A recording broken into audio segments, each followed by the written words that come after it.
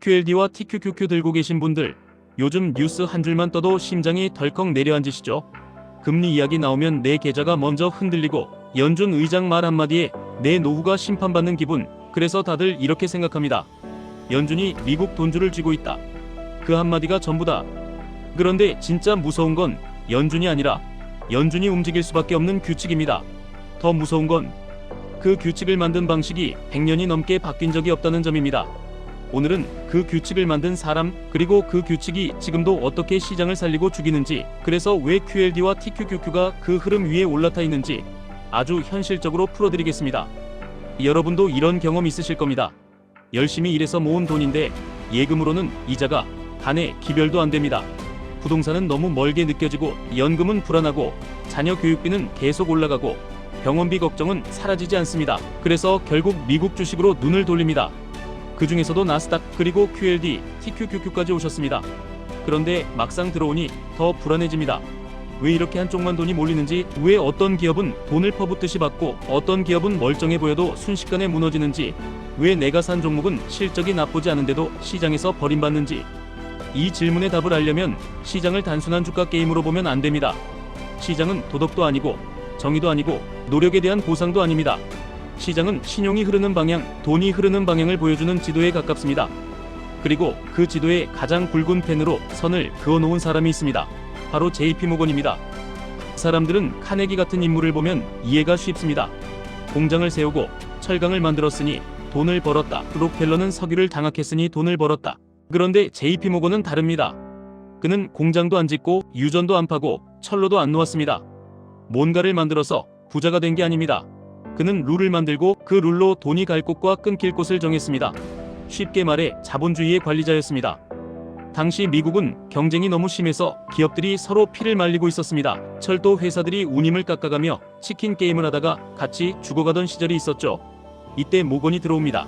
사장들을 한 방에 불러놓고 경쟁을 멈추라고 합니다. 싫으면 자금줄을 끊겠다고 말합니다. 받아들이면 합병하고 새 질서를 만들고 그 위에 돈을 올립니다. 이것이 모건하라는 방식입니다. 시장이 알아서 정리되길 기다리지 않습니다. 모건이 먼저 정리합니다. 살릴 기업과 버릴 기업을 나눕니다. 그 기준은 단순합니다. 시스템을 유지하는 데 도움이 되는가, 아니면 잡음인가. 여기서 중요한 포인트가 하나 있습니다. 여러분이 지금도 매일 느끼는 그 불편함. 왜 나는 열심히 사는데 자산은 제자리인가? 왜 돈은 항상 특정한 곳으로만 가는가? 그 답이 여기 있습니다. 돈은 노력에게 가는 게 아니라 시스템이 선택한 곳으로 갑니다. 그리고 그 선택은 감정이 아니라 구조입니다. 그 구조가 가장 노골적으로 드러난 사건이 금융공황입니다. 당시 미국은 중앙은행이 없었습니다. 시스템이 흔들리면 누가 마지막으로 책임지고 돈을 넣어줄지 불분명했습니다. 그런데 어느 날 연쇄 파산과 뱅크런이 터지며 금융 시스템이 붕괴 직전까지 갑니다.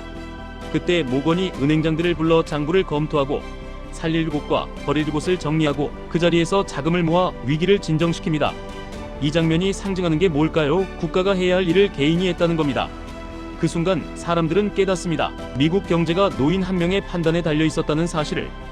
그 공포가 결국 연준을 만들었습니다. 많은 분들이 여기서 결론을 이렇게 내립니다. 연준이 탄생하면서 이제 시스템은 공정해졌다. 이제는 정부가 룰을 쥐었다. 그런데 진짜 핵심은 이겁니다. 연준은 모건을 없앤 게 아니라 모건을 제도화했습니다. 개인이 하던 선별 작업이 기관의 이름으로, 정책의 언어로 더 정교하게 반복되기 시작한 겁니다. 그래서 어떤 분들은 이렇게 말합니다. 연준 의장은 선출된 모건이다. 말이 과격해 보여도 시장이 돌아가는 원리를 보면 이해가 됩니다. 여러분, 이 원리는 지금도 그대로입니다. 위기가 터지면 누군가는 살고 누군가는 정리됩니다. 그리고 그 과정에서 더 커지는 존재가 있습니다. 대형 금융기관입니다. 신용이 막히는 순간 작은 곳부터 쓰러지고 큰 곳은 더 커집니다. 왜냐하면 시스템은 혼란을 싫어합니다. 시스템은 질서를 원합니다. 질서라는 이름으로 통제 가능한 곳에만 신용을 공급합니다. 이제 이 이야기를 오늘로 가져오겠습니다. 여러분이 체감하는 바로 그 이상한 장면. 어떤 기업은 적자가 나도 돈이 계속 들어옵니다. 어떤 기업은 실적이 나쁘지 않아도 자금이 마릅니다. 어떤 산업은 불꽃처럼 돈이 몰리고 어떤 산업은 서서히 말라갑니다. 이게 우연이 아닙니다. 신용의 강이 방향을 틀었기 때문입니다. 최근 몇 년 동안 가장 큰 강줄기 중 하나가 AI였습니다. 거대한 돈이 AI 생태계로 흘러들어갑니다. 모델을 만드는 곳, 칩을 만드는 곳, 데이터 센터를 짓는 곳, 전력을 공급하는 곳, 보안을 담당하는 곳, 이 연결고리에 들어간 기업들의 신용이 몰립니다. 반대로 이 흐름과 상관이 적거나 경쟁력이 애매한 영역은 금리가 조금만 올라가도 숨이 막힙니다. 지역 기반의 금융, 작은 제조, 레버리지 높은 사업체, 이런 곳은 신용이 막히면 버티기 어렵습니다. 그래서 지금 미국에는 두 개의 경제가 있다는 말이 나옵니다. 신용이 무제한처럼 보이는 영역이 있고 신용이 바싹 마르는 영역이 있습니다. 같은 나라, 같은 시간, 같은 금리인데도 그렇습니다. 이게 바로 여러분이 느끼는 불공정의 정체입니다. 세상이 갑자기 나빠진 게 아니라 돈이 갈 수 있는 길이 좁아졌고 그 좁은 길 위에 특정 산업만 올라탄 겁니다. 여기서부터가 진짜 중요합니다. 그러면 개인 투자자는 어디에 서야 하느냐? 답은 하나입니다. 신용이 흐르는 강의 상류에 서야 합니다. 강이 흐르는 방향을 거슬러 싸우지 말아야 합니다. 나는 착실하니까 언젠가 보상받겠지, 이런 마음으로 시장에 들어오면 시장은 냉정하게 말합니다. 착실함은 존중하지만 신용은 다른 기준으로 움직인다. 이 지점에서 QLD와 TQQQ가 등장합니다.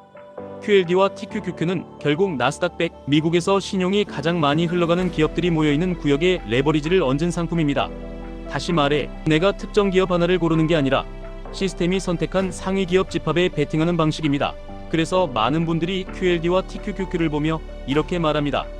이건 단순한 종목이 아니라 시대의 동길 위에 올라타는 티켓이다. 하지만 여기서 꼭 짚어야 합니다. 레버리지는 칼입니다. 잘 쓰면 시간을 압축하지만 잘못 쓰면 마음을 먼저 무너뜨립니다. 특히 여러분처럼 책임이 많은 분들, 가족이 있고 고정지출이 있고 갑자기 건강 이슈가 생길 수도 있는 분들에게 가장 큰 리스크는 수익률이 아니라 멘탈 붕괴입니다. 레버리지 상품은 수익보다 먼저 여러분의 수면을 가져갑니다.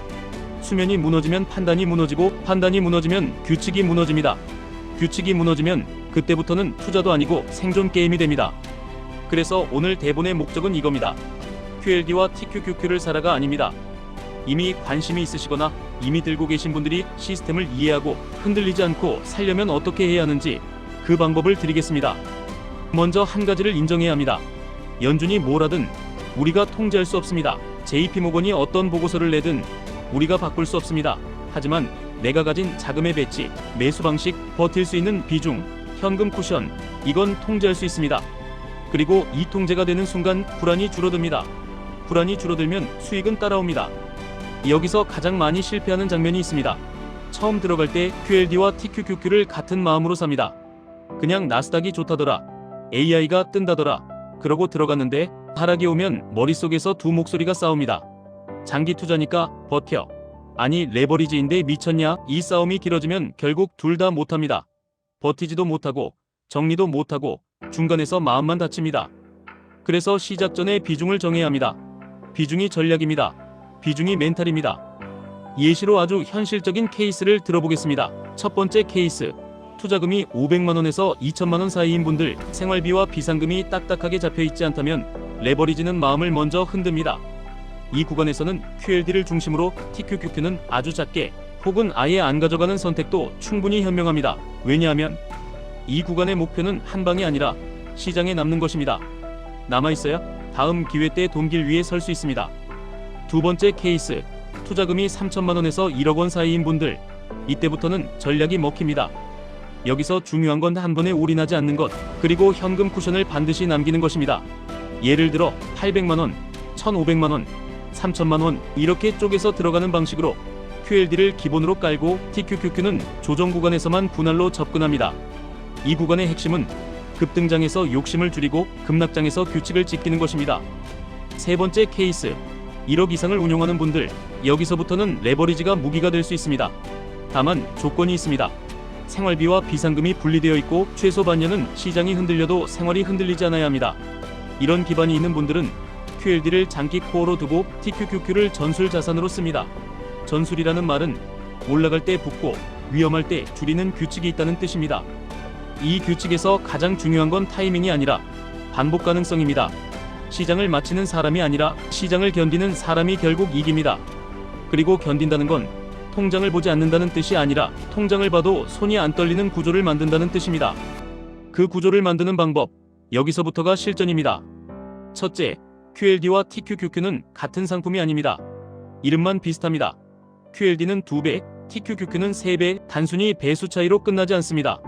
변동성에서 체감이 다릅니다. 하락장에서 마음이 흔들리는 속도가 다릅니다. 그래서 초반부터 TQQQ 비중이 크면 시장보다 먼저 본인이 무너집니다. 본인이 무너지면 그때부터는 JP모건이 아니라 내 감정이 내 돈줄을 쥐고 흔듭니다. 둘째, 분할 매수는 기술이 아니라 심리장치입니다. 떨어질 때 사는 게 아니라 떨어질 때도 내가 계획대로 움직일 수 있게 만드는 장치입니다. 예를 들어 매달 일정 금액을 기본으로 넣고 추가 하락 구간에만 예비탄을 쓰는 방식, 이걸 해두면 뉴스에 휘둘리지 않습니다. 왜냐하면 이미 그 뉴스가 나올 때를 대비한 버튼이 내 손에 있기 때문입니다. 셋째, 현금은 수익을 못 내는 돈이 아니라 공포를 눌러주는 돈입니다. 특히 레버리지에서는 현금이 곧 멘탈입니다. 현금이 없으면 하락이 곧 공황이 됩니다. 공황이 오면 결국 바닥에서 포기합니다. 이 장면을 수없이 봤습니다. 그래서 현금 쿠션은 무조건 남겨야 합니다. 남기는 이유는 간단합니다. 시장이 아니라 내 몸과 내 마음을 보호하기 위해서입니다. 그럼 이제 진짜 질문으로 들어가겠습니다. 여러분이 속으로 제일 많이 하시는 질문입니다. 지금 들어가도 되나요? 이 질문은 사실 구조가 잘못된 질문입니다. 들어가도 되나가 아니라 어떤 방식으로 들어갈 건가가 핵심입니다. QLD와 TQQQ는 한 번에 정답이 나오는 시험이 아닙니다. 매달 답안지를 다시 쓰는 과목입니다. 그래서 답은 이렇습니다. 지금이든 다음 달이든 한 번에 크게 들어가는 방식이면 위험하고, 나눠서 들어가며 규칙을 지킬 거면 시장은 장기적으로 기회를 줄 확률이 높습니다. 단 본인이 감당 가능한 비중이어야 합니다. 만약 큰 폭으로 떨어지면 어떻게 하나요? 이 질문에서 이미 정답이 보입니다.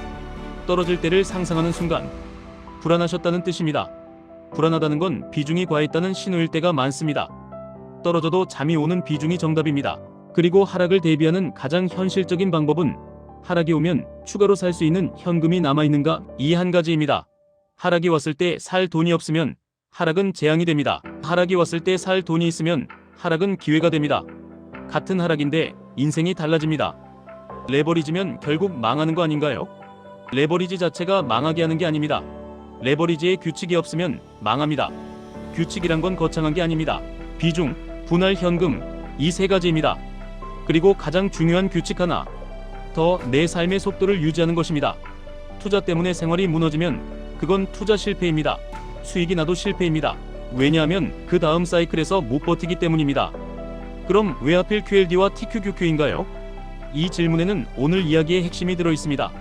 지금 시장은 감정으로 돌아가는 게 아니라 신용으로 돌아갑니다. 신용은 시스템이 선택한 곳으로 갑니다. 지금까지의 큰 흐름에서 나스닥 상위 기업들은 그 선택의 중심에 있었습니다. 물론 앞으로 영원히 그렇다는 보장은 없습니다. 하지만 돈이 흘러온 방향, 정책이 보호한 방향, 위기 때 살린 방향을 보면 시스템이 선호하는 구역이 어디였는지 힌트가 있습니다. 여러분은 그 힌트를 따라가는 겁니다. 한 기업의 운명에 매달리는 게 아니라 돈길의 방향을 따라가는 겁니다. 여기서 한 번 더 냉정하게 말씀드리겠습니다.